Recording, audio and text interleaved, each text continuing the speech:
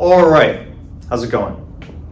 Welcome back to another video here in the series on vector calculus.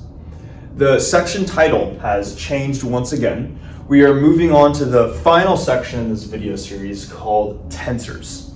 And personally, I've been waiting to get to this final section for a little while now. I'm very excited to be talking about tensors.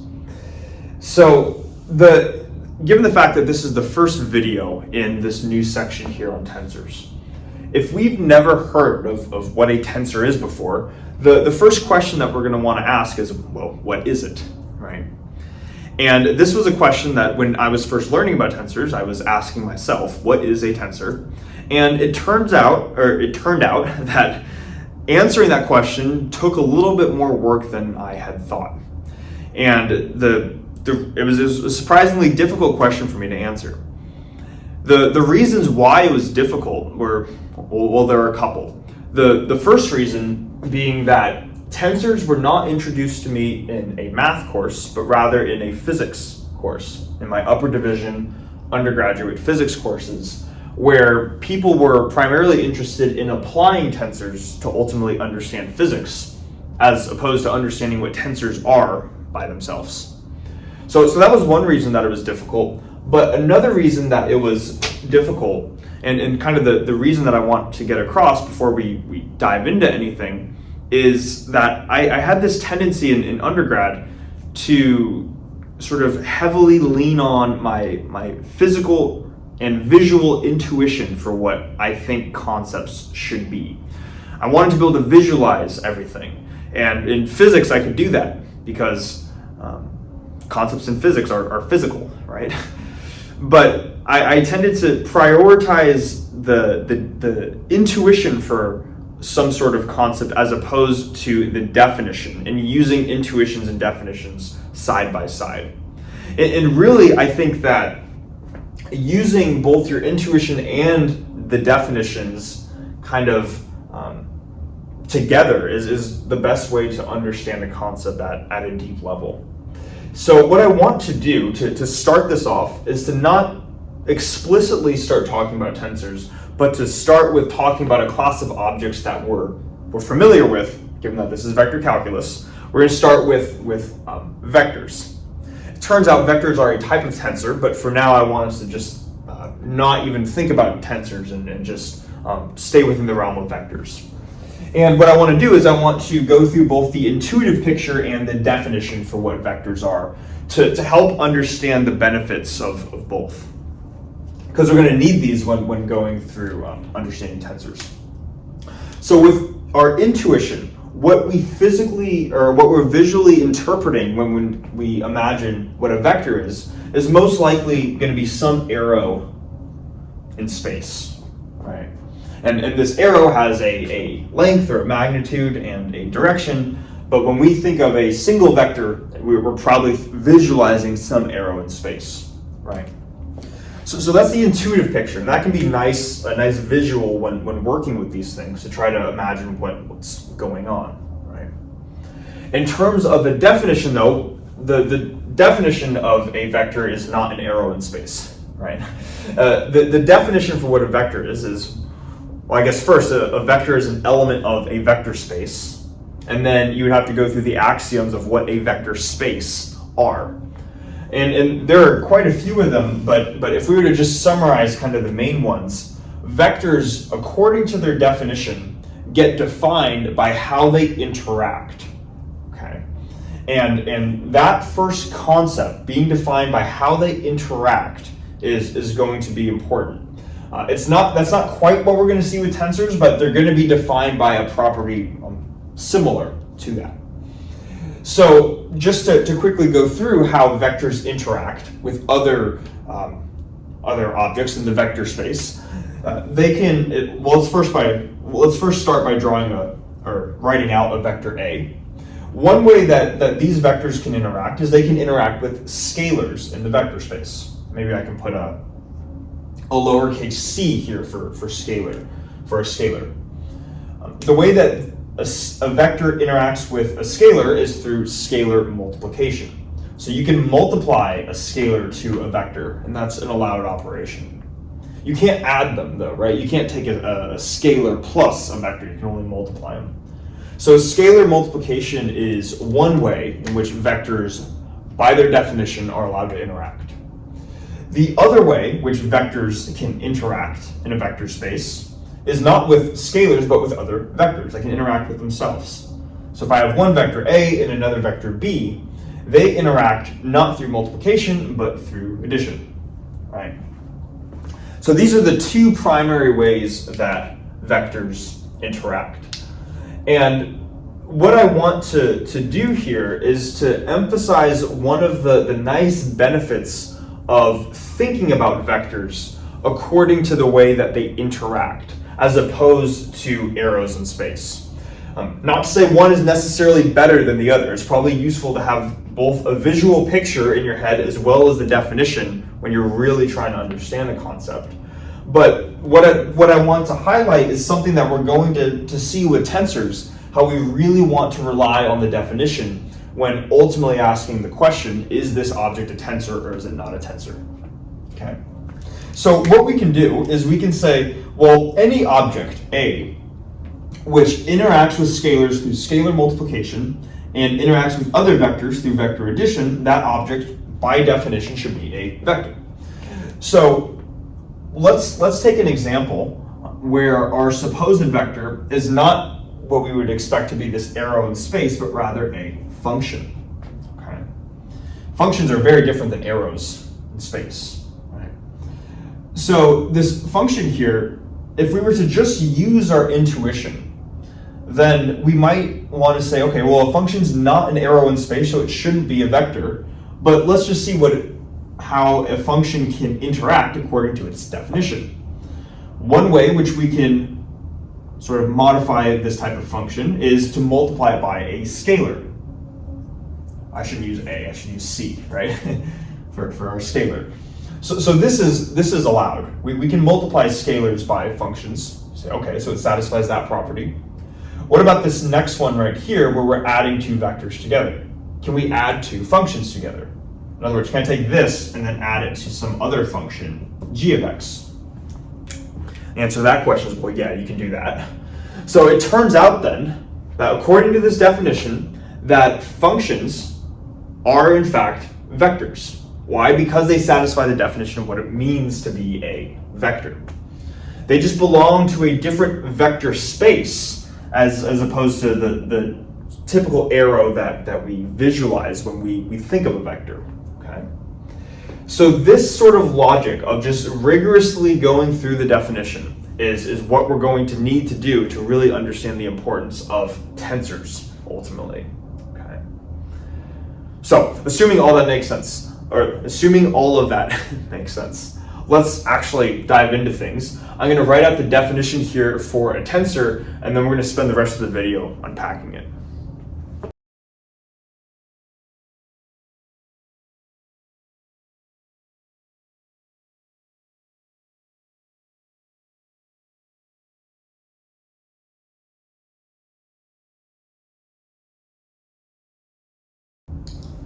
Okay, so we have the definition for a tensor right here. And two quick things before we dive into this. First is that this will be kind of the main objective of this video. So I'm gonna leave this definition up for the remainder of the video. So we'll have this going forwards. And then the second thing is that technically there are two main ways in which people define tensors. And this definition is just one of those two definitions. We're going to get to the second definition in another video, and when we do get to that second definition, we'll see that definition is equivalent to what we have right here, and this definition, vice versa, is equivalent to the one that we're going to talk about later. But for the purposes of this video, this is the definition that we're going to work with. Okay. So here's the definition of a tensor. It says that a tensor of rank n has components t sub I, j, all the way through k, with respect to each basis, e sub I, or coordinate system, x sub I, and satisfies the following change of basis rule, which is written out right here. Okay. Now, hopefully just initially, we can see why this is not the most obvious question to answer of what is a tensor. Technically, this is it right here, right? Like, if you want to know what a tensor is, this is it. But the actual question is, well, what does this mean, right? So what we're going to do is we're going to start to unpack this bit by bit, and then hopefully we'll have a good picture by the end of the video. So starting with the beginning, it says a tensor of rank n has components given by this. Now, what the rank refers to is how many unique indices we have within our tensor. If n is 20, we have 20 different indices. If n is 1 billion, we have 1 billion different indices. It refers to the number of unique indices. And then in kind of the small n cases, let's say that n is 1, then we would just have one index, and that would just be represented by the object t sub I. Okay. In the n equals 2 case, we would have t sub I j, like this. Okay, so that's the first thing. The rank of the tensor refers to how many unique indices, how many indices are attached to this object right here. Now, I want to make sure that we're not confusing this with how many elements the tensor has. Just because, in this case, n equals 1, just because in this case we have a tensor where the rank is 1, that does not mean that there is one element. The index I can still range from whatever values you want. I can go from 1 to any number, really. You can go 1 to 100, 1 to whatever. If it goes from 1 to 100, then this object has 100 different elements inside of it, even though it only has one index. In the case where n equals 2, we have t sub I j, like this. Then we'd say I and j both range from 1 to 100, and then you would have 100 squared elements. So that's kind of how that works. You can still have any number of elements, and the rank has nothing to say about how many elements your tensor has, simply how many indices it has. All right. So that's the first thing. Next thing, notice that it says that the tensor here has components of this form right here. So this is not saying that the tensor itself is given by this. The tensor itself is just given by t. And if you want to specify a component of t, that's when you include its indices. In the case where you have one index, where you have a rank 1 tensor, this overall object will have it'll have some structure, but then its elements or components will be denoted by this right here. And what we can think of, we're going to, I guess I'll slightly spoil it. A rank 1 tensor is a vector. We'll see why in a second, but I don't want us to think too much about it now, other than to gain an intuition for what the difference between the rank 1 tensor is and the component. So let's say that we have just a vector 2, 7, 3, or something like this. We say this is a vector.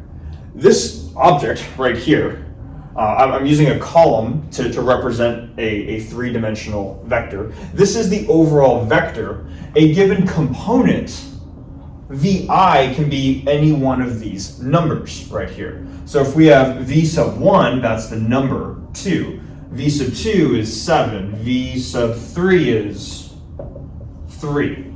Okay. So what that means is that when we're looking at components of the tensor, the components themselves are scalars. They're just, we can think of them as numbers, whereas the overall tensor, in this case it's a vector, but the overall object itself is not just a scalar quantity in the general case. Okay. So I want to make sure that's distinct, that this refers to an element of the tensor, and that element we can think of as some scalar quantity. So that's the second thing. Now, the components of T, being denoted by this, are denoted with respect to either a basis or a coordinate system. Okay. So what that says is, let's say I keep erasing these things, and then I keep rewriting them. Let's do another one. Let's say we have a tensor of rank 2, so Tij. This is going to be, if we were to take the ijth element of this tensor, then this would be some number. It doesn't matter what, let's call it 4, I don't know. So it's some number, but T sub ij is not always going to be, here, let's put a specific value. Let's put 1, 3. The 1, 3 element of our rank 2 tensor happens to be 4. Okay. This element of our rank 2 tensor T, right now it's 4, but what they're saying here is that it's 4 in some basis or in some coordinate system. But if you were to change the basis that your tensor is expressed in, the number T13 in a new coordinate system might no longer be 4. You might all of a sudden have that T13 prime is, I don't know, 7 or some different number. So it's not like once you look at an element or a component of a tensor that it is objectively that number always. It's only that number under a specified basis, okay, or coordinate system. And what we're going to unpack what that means next, whether they're saying basis or coordinate system, how those relate to each other, okay? But that's kind of what they're saying here is that these numbers aren't always this, you need to specify the basis or coordinate system that you're working in first. Now, the actual meat of, this is all pretext, the actual meat of what they're saying and really the definition of a tensor is that it has these elements, and the way that it's defined is by the following change of basis rule, okay? And basically what this is saying is that, let's say that this is our tensor right here, T. This could be our tensor in some basis or coordinate system. And then we could also have some other quantity, T prime, which is the same tensor, but in a different basis or a different coordinate system. So this would be an unprimed coordinate system, a primed coordinate system. And we just stated that this is not necessarily going to be the same as this. Maybe this was the number 4, this was 7 or something like that. But the general way that you can calculate going from 4 to 7 or going from one element to another is through this change of basis rule where we have these R quantities right here. Okay, and we're going to get into what these R quantities are. All right. But what I want us to take away before we dive into anything else is that when we were in the previous whiteboard, we talked about how vectors were defined in terms of how they interacted with other vectors. Right? We said that a vector can interact with scalars through scalar multiplication. It can interact with other vectors through vector addition. So they were defined based off of how they interacted. So let's ask ourselves just really quickly, how are tensors defined? Are they defined in terms of how they interact? Maybe take a minute to pause the video and think about it. Okay, assuming that we've paused the video. Turns out tensors are not, because this is the definition, tensors are not defined by how they interact. There's no rule saying that you have to have like Tij plus T prime Ij equals something else, right? We're not saying how one tensor interacts with another tensor, but rather tensors are defined based off of how they transform going from one basis or coordinate system to another one. Okay. Notice how, like in the example that I erased, we said maybe that some element of the rank 2 tensor, this T13 element, was the number 4. Then what we were talking about was not taking this element of the tensor and having it interact with a different tensor, maybe S13 or something like that, right? But instead we were saying, let's look at the same tensor, the same T object, T13, but in a different, with respect to a different basis, the same object, and how does it transform when we change its basis? Well, in this case, it went from the number 4 to a number 7. In the general case, it goes it follows this law right here. Now, these are quantities right here. There's a reason why we're not defining them right yet. We're gonna get into kind of the big picture overall idea and why we're not just saying RIP equals blank. There's a reason for that, okay?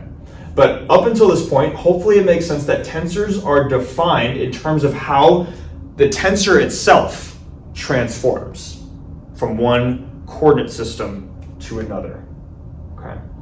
And then when we end up asking the question, is this object a tensor? Is this object a tensor? We don't need to look at how it interacts. We only need to look how the object itself changes as we change our coordinate system, okay? So that will be the strict criteria that we're using when we go through examples. So hopefully that makes sense, that the tensors are defined in terms of how they transform as opposed to how they interact. Now, what I'm going to do, I'm going to start to just draw out just like a little XY plane looking thing, and then we're going to start to unpack this basis or coordinate system business and try to understand what's going on there. We'll see that these quantities right here and really the meaning of a tensor will kind of just answer itself as we go through this. So let me draw that out and then we'll unpack it together.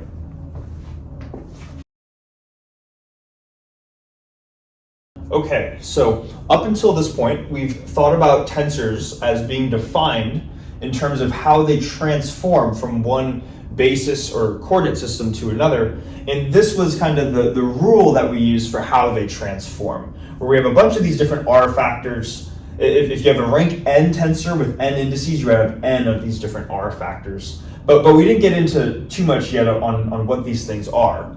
So to introduce what these R factors are, as well as kind of to highlight the big picture idea of what tensors are useful for, at least in, I'm sure they're useful for many things, but at least in physics, why they're incredibly useful, and I'm sure in math as well, or in other areas of math. We're going to get into that next. And we're going to start with this picture right here that we might have seen from middle school or high school when we were first learning about XY planes and stuff. And we could say that we had a point in our XY plane, and we could assign coordinates to that point, which would be a set of numbers that represent where that point is located in space, right? And this specific dot is 2, 3. So 2 in the X direction, 3 in the Y direction. Then what we kind of fast forward a bit, and now we're in linear algebra class. And in linear algebra, we start to learn about these things called vectors, right? And what we could do is we could take a vector, start it at the origin, and let it end at the location of that dot right there.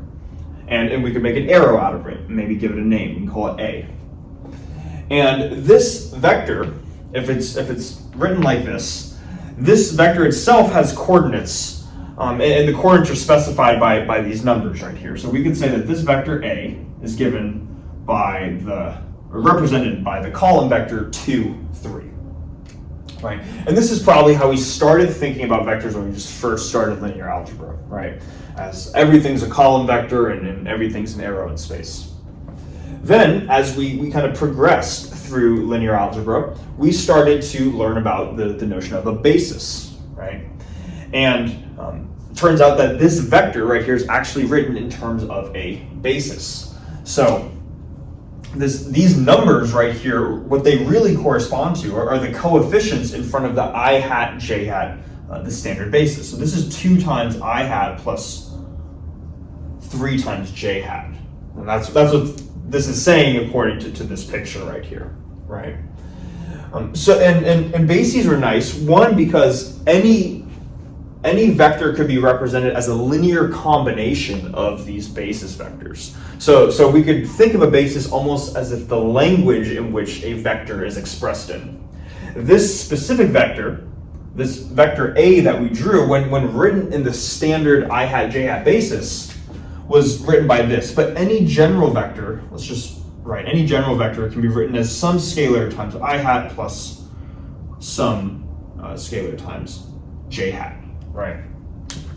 So that was one property of bases, that they acted as a language. Any quantity we cared about in the plane could be expressed in terms of a linear combination of our basis vectors. But then also we learned that basis vectors are not, or the notion of a basis on a vector space is not unique, right? We saw that as long as you had a set of vectors which were linearly independent and spanned your space, your vector space, that acted as a basis. In the case of two-dimensional space, as long as you had two linearly independent vectors, then those formed a basis. So what we could have done is we could have re-expressed the same vector A, and let's write this down here, the same vector A, maybe not in terms of the I hat, J hat basis, but maybe a different basis with different basis vectors, which we can call V1, maybe in V2, just for any set of basis vectors, in this case where we're working with vectors in two-dimensional space. And when written in a different basis, the corresponding the components are going to differ as well, right? These coordinates are defined with respect to a basis. So maybe the same vector right here, the same physical arrow, while it's written, can be expressed as 2, 3 in the I hat, J hat basis, it might have a different set of numbers in the V1, V2 basis. So both the components change as well as the basis vectors change. But there is this idea that no matter what basis you expressed your vector in, you were still talking about the same vector. And that's also kind of this, it extends this analogy that a basis is a language. If we think of one basis as English, another basis as Spanish, you could be saying different syllables in different words because they're expressed in different language, but you're still talking about the same concept. That concept in this case just being the physical vector A that we drew out right here, right? So there's this notion that you could change the way the vector was expressed while still talking about the same fundamental vector. So what I'm going to do right now is I'm just going to draw some little arrows right here, and these green arrows are supposed to be what the I hat, J hat basis would look like in terms of representing this vector. So we have two of these I hat vectors going in the positive x direction, and then we need to add 3 J hats. So then we need to add 3 of these guys that go up by 1 unit, right? So this is one way of expressing this vector in the I hat, J hat basis. So maybe I'll underline this in green. And then we could also express, the same vector in a different basis, and I'll draw this in blue. So maybe this first vector right here is V1, and then this second vector here is V2. And notice with these two vectors V1 and V2, they're not unit length. Unit length would look this large on the diagram. They're much larger than unit length. And they're not orthogonal either. They don't form a 90-degree angle with each other. So they're not orthogonal or normalized, but they can still form a basis. And we could equally express this vector A as 1 times V1 plus 1 times V2, or V1 plus V2. And that would be an equivalent way of describing the same overall vector. Okay. All of this should be at least somewhat familiar from linear algebra. Okay. We're not saying too much new here so far, but let me just underline this. Okay. So we're going through linear algebra and we're learning about the notion of a basis. And then at some point in linear algebra, we talk about changing bases. Because for some problems, some bases are more convenient to work in than others. And kind of the primary example is when you want to diagonalize a matrix, right? You want to work at the eigenbasis where your matrix looks diagonal. But at some point in linear algebra, you talk about how you can change the basis that you're expressed in, that your vectors are expressed in. And what you would generally come up with, I'm going to write this down here, is that if we wanted to express our vector A in the I hat basis, I hat, J hat basis, or the V1, V2 basis, the components, whether it's these B coefficients or these A coefficients, they can be related by a certain equation. Specifically, the ith component of our vector in the V1, V2 basis, which we're going to call B sub I, can be related to the A sub J, the coefficients in this I hat, J hat, this standard basis, and they're related by this quantity R sub ij. And it is this quantity R that is the same thing that is showing up right here. This is the component form of the equation for a change of, describing the change of basis. This inherently is a change of basis matrix. So that is the first, to answer the question, what are these R factors? They are the matrices, or specifically the matrix elements involved in changing your basis or your coordinate system from a primed, or from an unprimed coordinate system to a primed coordinate system. When you want to see how it changes, you would apply these change of basis matrices. Okay? So that's what these R factors represent here. Okay. Now, to really start to connect the dots here, what we said is that according to this definition of a tensor, that the tensor in one coordinate system compared to the tensor in another coordinate system is a bunch of these individual R factors, which we're now kind of referring to as these change of basis matrices right here, right?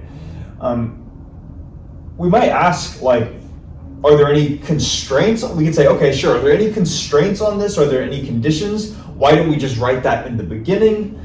So let's start to answer some of those questions. And what I'm going to do right now is something that's going to seem a little bit silly, but let's just suppose that I don't know that R sub ij is a change of basis matrix. I don't know that R sub ij is what is connecting the B coefficients, or the coefficients of this vector in the V1, V2 basis to the A coefficients, the coefficients of this vector in the standard basis. Let's say I don't know that.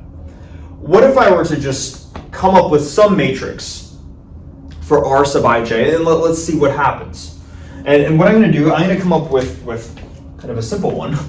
I'm going to come up with the identity matrix. So I'm going to rewrite this equation right here. So instead of bi, the component of the vector, I'm going to write b1, b2. So this is analogous to this, equals. And now instead of an arbitrary R matrix, or a change of basis matrix, I should say, I'm going to represent this as the identity matrix times the A vector, which is A1, A2.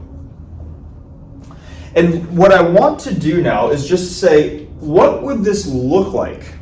What would this correspond to under the circumstances where R happens to be the identity? What would the physical picture look like? Okay, that's what I want to pose. So what this is saying is that we start with some vector A, right? And in the standard basis, it's A1 I hat plus A2 J hat, and the black arrow is the resulting quantity from 2 times I hat plus 3 times J hat. So this black vector right here is what our vector would look like when expressed in the A basis. In the case where our change of basis matrix for this specific example right here is the identity matrix, the identity matrix times any vector just gives us this vector, right? So identity times A1, A2 is the same as just A1 times A2. So in the case where our transformation law from the A's to the B's was the identity, there would be no change, right? And that kind of makes sense. But now what we should do is we should say, okay, well, what does that say then about the corresponding vector A, the original vector? This equation refers to the components that they're expressed in, but what does it say about the vector? Well, and this says let's write this on the right-hand side. On the right-hand side, this would say that A is expressed as A1 I hat plus A2 J hat. right? Kind of what we're seeing right there. What this is saying over here is that our vector is expressed as b1 times, b1 times v1 plus b2 times v2, but we said that a1 is equal to b1, a2 is equal to b2. So I can replace the b's with the a's. So we have really now a1 times v1 plus a2 times v2. Okay. That's what that transformation law would say under the case where R was the identity matrix. This might seem weird, but hang with me. There's a reason for why we're going through this. Let's now see, these are the two ways in which we can represent our vector. Let's just see what that would look like in this picture right here. So with this picture, this was our starting vector in the standard I hat j hat basis, where we said a1 was 2 and a2 was 3. So I'm going to replace a1 with 2, and I'm going to replace a2 with 3. Okay. Now, going over to this vector, we're going to just do the same thing. a1 and a2 we're going to replace with 2 and 3. So now what it is saying is that if our transformation from the a's to the b's, if this transformation matrix was the identity, then A, the vector A, expressed in the I hat j hat basis looks like this, that black arrow. When expressed in a different basis, when expressed in this v1, v2 basis, now all of a sudden it's this vector 2 times v1 plus 3 times v2. Let's try to even draw this. So we have, let's do this. So we have 2 times v1, so this is 1 times v1, and it's another v1. And then we need 3 times v2, so this is 1 v2, another v2, and then another v2. Might look something like that, right? So what if this was the transformation law that we use, where R sub ij was the identity matrix? Then what that would be saying is that when written in the standard basis, A looks like this. When written in a different basis, which I'll call A prime, the v1, v2 basis, now it looks like this. This isn't something that you've learned in linear algebra, and there's a good reason for it, okay? What we just did here, by assuming, let's keep in mind what we assumed. We assumed this was the identity matrix. If we just assume this to be any matrix, then when we transform from one coordinate system, this one, to the other coordinate system, we see that all of a sudden now the picture fundamentally looks different. We see that if the coefficients were the same, in one coordinate system the black arrow looks like this, and the other coordinate system the black arrow looks like this. But what we want to do is we want to come up with transformations that say, when working in the green basis, the standard basis, we can have some linear combination that adds up to our original black arrow vector. When working in another basis, we want it to result in the same black arrow vector. We don't want to get a new vector when we work in a new coordinate system. Because ultimately, regardless of what coordinate system we're working in, we want to be talking about, regardless of how we see it, whether we see it as 2 of these plus 3 of these, or 2 of the I hats plus 3 of the j hats, or 1 of the v1s plus 1 of the v2s, regardless of how we see it, we're ultimately, at the end of the day, talking about the same arrow, the same original arrow in space. Okay. So to get to the big picture idea of what tensors do, tensors are quantities that when they transform, you do not run into this issue right here. The fundamental object that you're looking at, in this case it's a vector in 2D space, but the fundamental object that you're looking at will remain the same. Just the way in which you describe this object might be different, right? Like the coefficients are 2 and 3 in the standard basis. In the blue basis, it's 1 and 1. So the coefficients may be the same, but you're still talking about the same fundamental vector. So the same physical object remains the same under this type of transformation right here. And this is why we can't just have Rij be anything arbitrarily. We need it to be specifically the change of basis matrix that we learned about in linear algebra. Okay. So hopefully that makes sense. That is, if we get nothing else out of this, well first, hopefully we get one thing. Tensors are defined in terms of how they transform. And then they are defined, the specific way that they transform is that regardless of what coordinate system you're working in, your physical object that you're looking at is still going to be the same. You may express it differently. You may express it in a different basis, but you're still looking at this arrow. You're never going to run into this issue where a different coordinate system leads you to a different arrow all of a sudden. Okay. So hopefully that makes sense. I don't know how to explain it.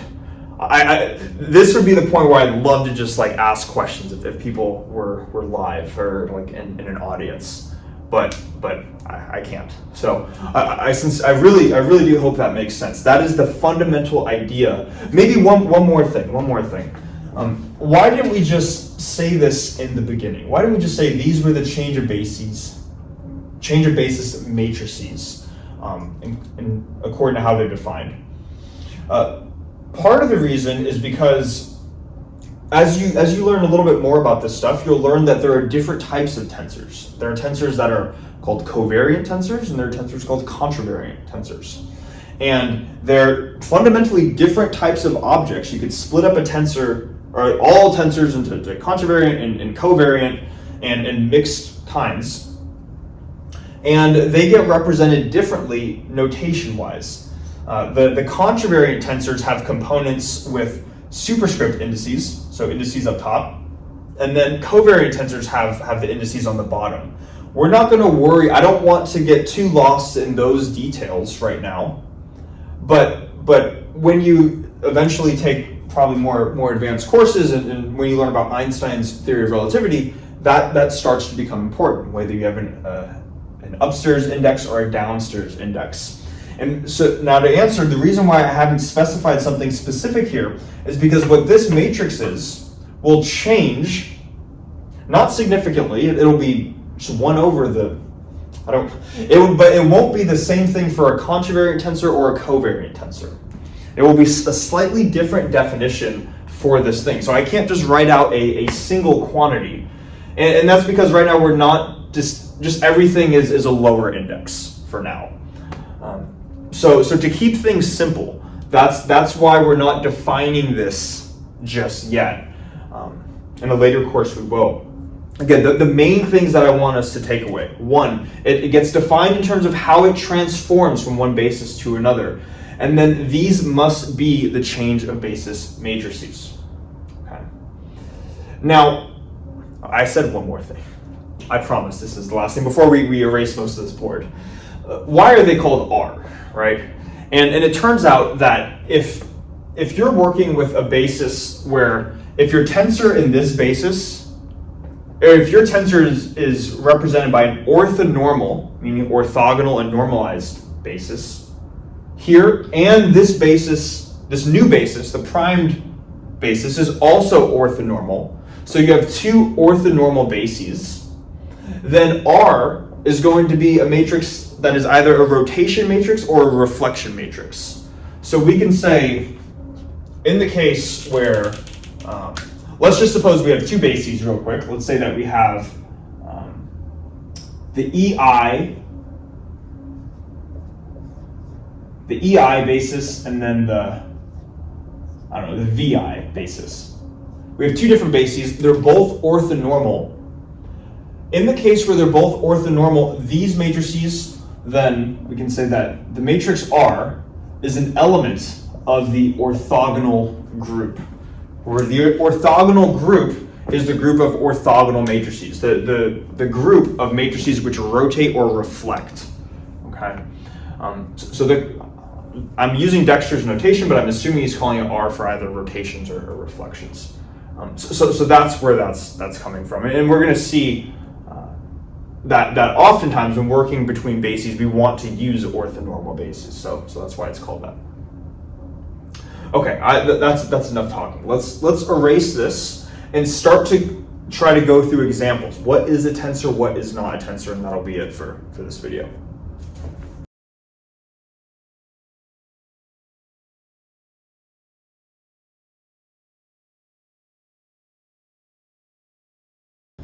Okay, so what we've just described in terms of the big picture ideas is that tensors are defined in terms of how they transform, and the idea is that when you work with tensors, no matter what coordinate system you're working in, you're always describing the same underlying physical quantity, which is useful. We want to do that.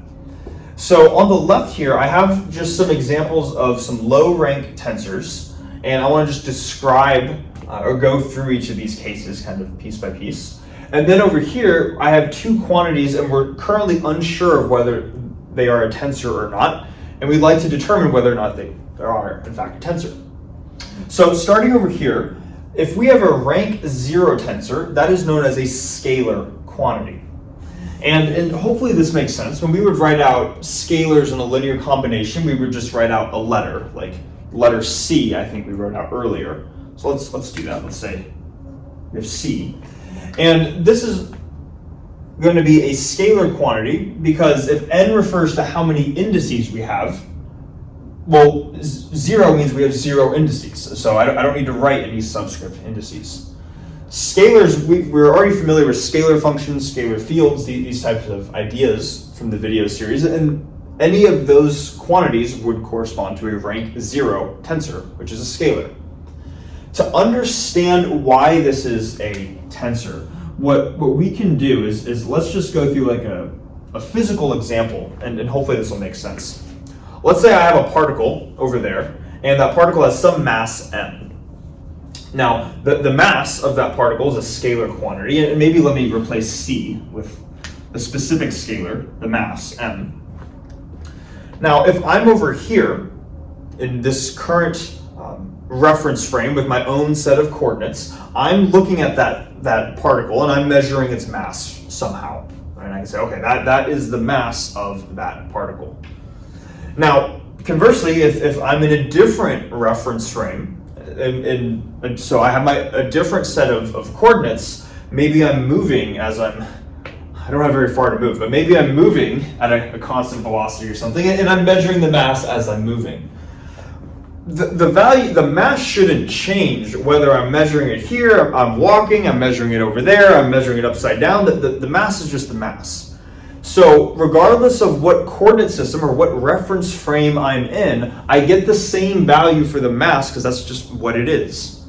So kind of trivially, scalars have to be tensors because you're going to measure the same thing no matter what coordinate system you're in. Okay. So that's what a rank 0 tensor is. It's a scalar quantity. Now, for a rank 1 tensor, that is a vector quantity. I don't really know what I was going to say beyond these two, but simply just to say that vectors are when we talk about vectors in linear algebra, when we talk about how they transform, we kind of just assume that they were going to transform according to the change of basis law, right? Where you could have ti prime equals, just taking the n equals 1 case, the change of basis matrix times TP, like this, right? And by default, we said that when we change bases, we want to have the same underlying physical vector being represented in whatever basis we're working with. We never mentioned it back then, but it turned out that was kind of this deep idea that was really ingrained in what a tensor is. Vectors just happen to satisfy that property. Now, for a rank 2 tensor, we start to get into these things called matrices. Well, we know what a matrix is. This is just taking the n equals 2 case of this equation. So we'd have Tij prime equals R IP RJQ times TPQ, like this. And it's at this point, once you get to the n equals 2 case, the scalar, hopefully that's understand, we can visualize that. You measure the mass, you measure the temperature, you measure the spin, you take some definite measurement. That's clearly the same in every coordinate system. Rank 1 vector, we showed how under the specific change of bases matrices, that you're going to get the same physical arrow in space. But what happens when you start to get to rank 2 and rank 3 and higher rank tensors? The way that we visualize what these objects are starts to become difficult. It's not always easy to envision what a higher order tensor looks like, as opposed to an arrow in space, right? But what we want to do is, at this point, is that if we have a rank 2 tensor, we know that this is how it's going to transform. And if it transforms, you know that whatever your rank 2 object, whatever your matrix is, in this case, or whatever your higher order tensor is, this T, P, Q through S, this represents some quantity. Whatever this quantity is, you know that if it is a tensor, it will be the same quantity that you're really measuring, but just in a different coordinate system. Okay? So that same idea as having the same vector in space, that same idea applies to higher order tensors as well. So hopefully that makes sense. Now, finally, let's suppose that we have a specific rank 2 tensor, not just a specific rank 2, a specific object with 2 indices. I'm giving it away. A specific object with 2 indices, and it happens to be the product of these 2 objects with a single index in it. So Tij is ui times vj, and we're provided that both ui and vj are vectors. We want to ask the question that I sort of just answered, but is this quantity a tensor? Answer is yes, but let's go through why. So what we can do is, if we want to determine if this is a tensor, what we would do is we would apply this definition and see if it still applies. It might be confusing on how to apply the definition, so that's where I think this will make sense. So with whatever our tensor is, let's start by putting a prime on it. So we have the left-hand side of the equation. And so we have Tij prime needs to equal ui prime times vj prime, like this. Now, because we're provided that ui and vj are vectors, that already tells us that these are both rank 1 tensors. So that gives us information as to how these quantities transform. So let's now look at how these quantities transform. So ui prime can be expressed as RIP UP, like this. And then VJ prime can be expressed as RJQ VQ, like this. And I know that these quantities represent these change of basis matrices, but keep in mind when we're working with components, every term in this equation is a scalar quantity. Again, T itself is not a scalar unless it's a rank 0 tensor, but T sub ij all the way through k, that is a scalar quantity. So what that means is that with this equation, even though we're working with, in this case, matrices and vectors, all of RIP, UP, RJQ, VQ, all of those are scalars, and you can interchange the order in which you multiply scalars. That's one of the nice things about working in component notation. So what I'm going to do now is I'm going to pull the R matrices, or the components of the R matrices out front. So we have RIP, and then we have RJQ, and then I'm going to have UP and VQ. UP, VQ, like this. So just interchanging the order that I'm multiplying these scalar quantities, the elements of these guys right here. Now, as a final step, we said that Tij is ui times vj, or let's say it backwards. Ui times vj is Tij, so UP times VQ should be TPQ. So this can be re-expressed as RIP, the same R factors, times RJQ. And then instead of U times V, I'm just going to replace this with TPQ, like this. So what we've ultimately came to the conclusion is that Tij prime equals RIP, RJQ, TPQ. That satisfies the n equals 2 version of this definition right here. Therefore, we can claim that this quantity is in fact a tensor of rank 2. Okay. So that is the process that you would go about with applying the definition. Notice too, we didn't need the specifics of these R factors right here. We're purely just relying on the fact that they're going to show up if U and V are rank 1 tensors. Now finally, we have this column of 3 numbers, 3, 5, 4, and this is all the information that I provided. And it's at this point where we want to be, it's a subtle argument, but it's important. Take some time to ask yourself, is this a tensor or not? Okay, assuming we've had time to pause the video. I guess even that was a trick question, because the answer is not yes or no. The answer is actually we don't know. We can't say for sure that this is a tensor. And let's understand why. Because we might be like, this is a vector, right? This is clearly a column vector with components 3, 5, and 4. Well, we have to keep in mind that a vector has a definition, and it's defined in terms of how it interacts in a vector space.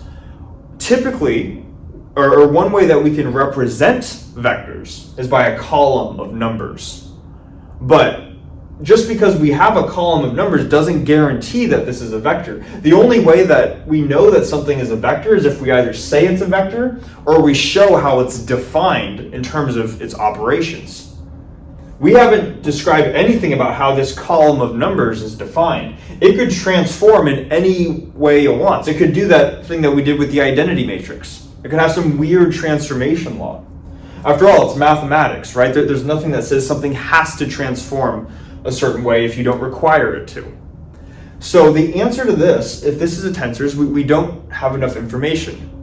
What information would we need is we would want to, well, I guess either we would probably want to first check if this is a vector. So we want to maybe ask, how does it interact with other scalars and vectors, this array of numbers? But really, and then if it interacts as a vector, then you know that a vector is a tensor. That's one way of going about it. Another way, and the main way, is you want to say, how does this quantity transform if you change your coordinate system? And if it transforms sensibly so that you're still talking about the same underlying object, whatever this object happens to be, you can see the generality of this. I don't even know what the object is, but whatever this object is, as long as we're talking about the same object, then it would be a tensor. So this is where we really want to be precise with what we mean when we're talking about whether something is or is not a tensor. It's a lot all in one video. I hope I didn't lose people. I hope I didn't go too fast or too slow. But I do feel like it's gone on long enough. So I'm getting tired too. So thanks so much for watching, and I'll see you in the next one.